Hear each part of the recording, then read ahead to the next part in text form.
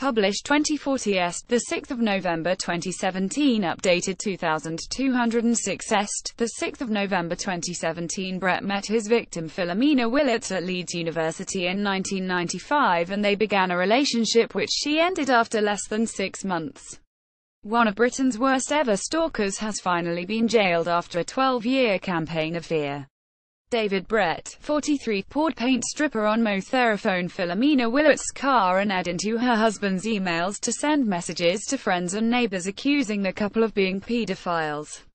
He was given a restraining order at Leeds Magistrates Court in December 2005 after developing an obsession with his old university flame following a chance meeting in 2004, but he continued to harass Mrs. Willets, her husband and extended family, and yesterday pleaded guilty to 3 counts of breaching a restraining order, 2 of stalking and 1 count of assault by beating after he kicked out at an officer during his arrest in April 2016, sentencing him to 41 months in prison. Judge Martin Barklam said it is hard to think of a more serious example of a long-term stalking dedicated to making the lives of 2 people who have done nothing wrong as miserable as possible. Brett met his victim at Leeds University in 1995 and they began a relationship which Mrs. Willets ended after less than 6 months.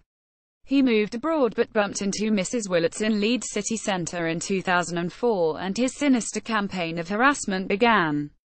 In 2009, Brett tried to contact his victim again, and shortly before Valentine's Day 2012 he sent flowers to the house with a card congratulating her on the birth of her daughter. They formed an infatuation which became an obsession which persisted for several years, Christopher Carey, prosecuting, told the court.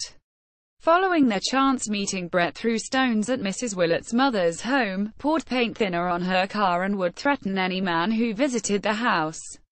A restraining order was granted at Leeds Magistrates Court on December 16, 2005. In 2009, Brett tried to contact his victim again by phoning her mother, and shortly before Valentine's Day 2012 he sent flowers to the house with a card congratulating her on the birth of her daughter. He also contacted her family and in-laws repeatedly. This behavior caused Mrs. Willets to go to ground for 2 years. She did her best to disappear, Mr. Carey said. When Mrs. Willets started a business in 2014, Brett bombarded the company with messages and repeatedly rang up trying to speak with her.